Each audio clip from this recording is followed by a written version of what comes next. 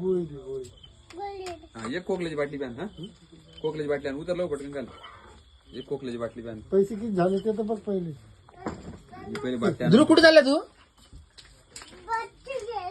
कशाची? कसली बाटली विचार.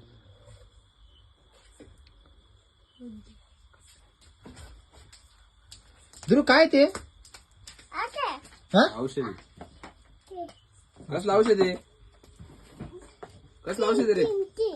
हा हिशोब कर. किती झालं? 2 रुपये काढून दे बाकी परत दे. हं?